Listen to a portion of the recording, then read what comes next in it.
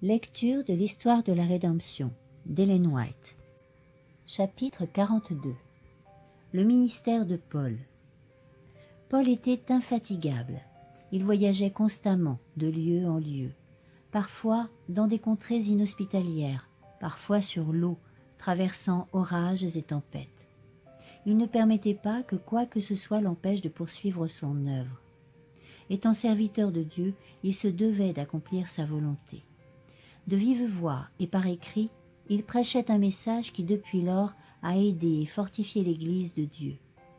Pour nous qui vivons à la fin de l'histoire de ce monde, son message signale clairement les dangers qui menacent l'Église et dénonce les fausses doctrines auxquelles le peuple de Dieu sera confronté. De pays en pays et de ville en ville, Paul annonçait le Christ et fondait des églises. Partout où il trouvait un auditoire, il travaillait à réfuter l'erreur et à conduire hommes et femmes sur le droit chemin. Même s'il n'atteignait qu'une minorité, il agissait dans ce sens. Par ailleurs, l'apôtre n'oubliait pas les églises qu'il avait fondées. Si petites soient-elles, ces communautés faisaient l'objet de son attention et de sa sollicitude. La vocation de Paul exigeait qu'il se livre à différentes activités. Travaux manuels pour assurer sa subsistance, organisation d'églises, rédaction d'épîtres adressées aux communautés qu'il avait créées. Mais malgré ces multiples activités, il pouvait dire « Je fais une chose » Philippiens 3, 13. Au milieu de ses occupations, il n'avait qu'un seul but à l'esprit, rester fidèle à Jésus-Christ, qui, alors qu'il blasphémait son nom et employait tous les moyens possibles pour que d'autres fassent de même, s'était révélé à lui.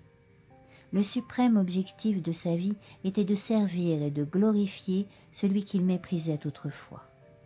Son unique désir était de gagner des âmes au Sauveur.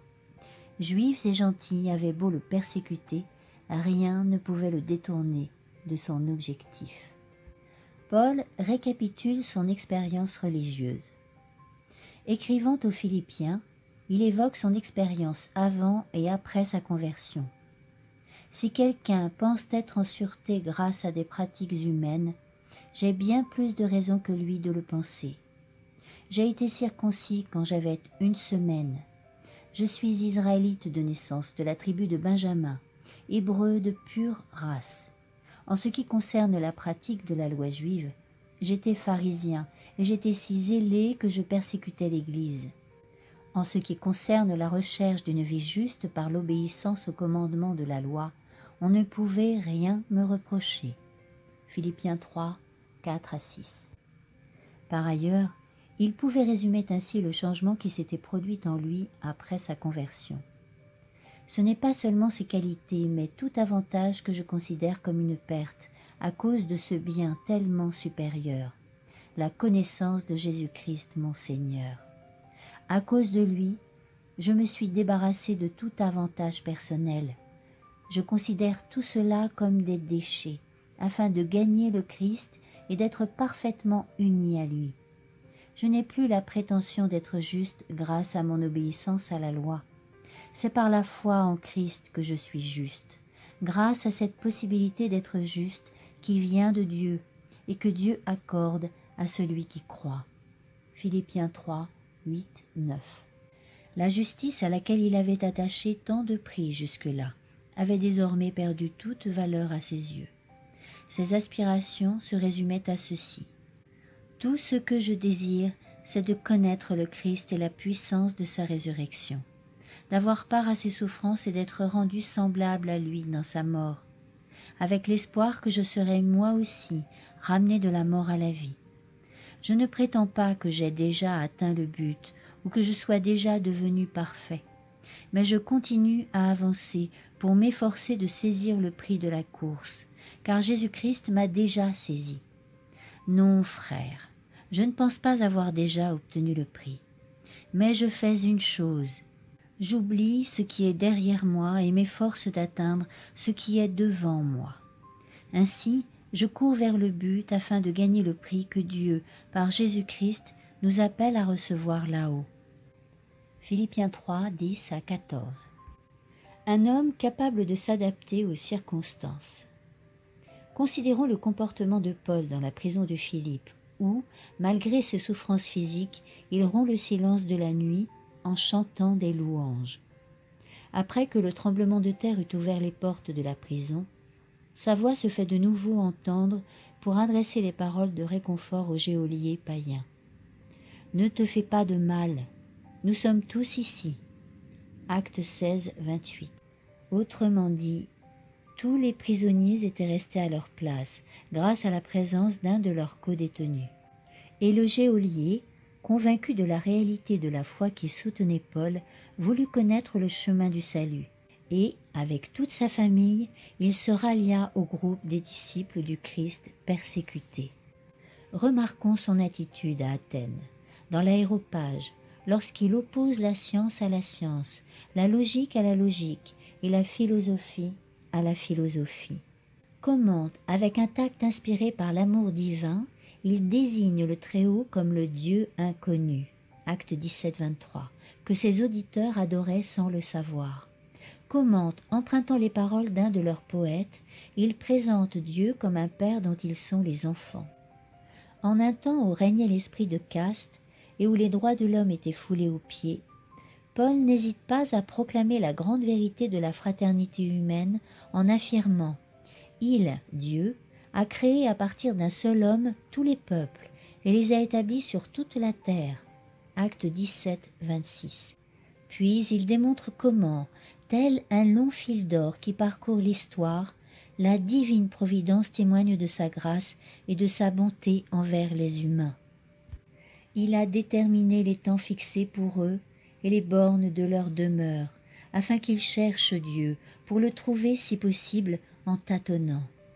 Or, il n'est pas loin de chacun de nous. Acte 17, 26-27. Le comportement de l'apôtre nous est aussi un exemple quand il fut traduit devant le gouverneur Festus, et que le roi Agrippa, convaincu de la vérité de l'Évangile, déclara « Encore un peu, et par tes raisons, tu vas faire de moi un chrétien. » Acte 26-28. Avec quelle courtoisie Paul, montrant ses chaînes, répondit au souverain. Qu'il faille peu ou beaucoup de temps, je prie Dieu que non seulement toi, mais encore vous tous qui m'écoutez aujourd'hui, vous deveniez tel que je suis, à l'exception de ces chaînes. Acte 26-29. Ainsi s'écoula sa vie, telle qu'il l'a décrit lui-même. Pendant mes nombreux voyages, j'ai connu les dangers des rivières qui débordent, les dangers des brigands, les dangers venant de mes compatriotes juifs et ceux causés par des non-juifs.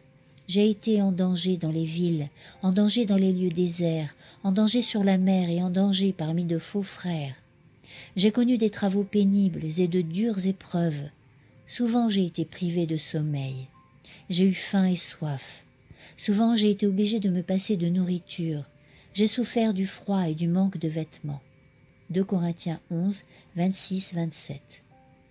Quand on nous insulte, écrit-il encore, nous bénissons. Quand on nous persécute, nous supportons. Quand on dit du mal de nous, nous répondons avec bienveillance. 1 Corinthiens 4, 12-13. On nous attriste et pourtant, nous sommes toujours joyeux. Nous paraissons pauvres, mais nous enrichissons beaucoup de gens. Nous paraissons ne rien avoir alors que, en réalité, nous possédons tout. 2 Corinthiens 6, 10. Paul dans les chaînes. Bien que l'apôtre fût prisonnier pendant assez longtemps, le Seigneur accomplit une œuvre spéciale par son intermédiaire. Ces chaînes allaient devenir un moyen de propager la connaissance du Christ et de glorifier Dieu. Tandis que Paul était transféré de ville en ville pour y être jugé, son témoignage concernant Jésus et les détails palpitants de sa conversion étaient relatés devant les rois et les gouverneurs, si bien que ceux-ci ne pouvaient plus prétendre ignorer l'Évangile. De fait, des milliers de personnes croyaient au Christ et se réjouissaient en son nom. J'ai vu qu'il entrait dans les plans du Seigneur que Paul voyageât en mer. Ainsi, l'équipage du navire verrait la puissance divine manifestée chez l'apôtre, les païens entendraient annoncer le nom de Jésus, et beaucoup se convertiraient grâce à l'enseignement de Paul et en constatant les miracles qu'il accomplissait. Les rois et les gouverneurs étaient conquis par la logique de son raisonnement, par le dynamisme et la puissance du Saint-Esprit avec lesquels il prêchait Jésus et racontait les événements saillants de son expérience, au point d'acquérir la conviction que Jésus était le Fils de Dieu. Suite de la lecture au chapitre 43, dans le prochain audio.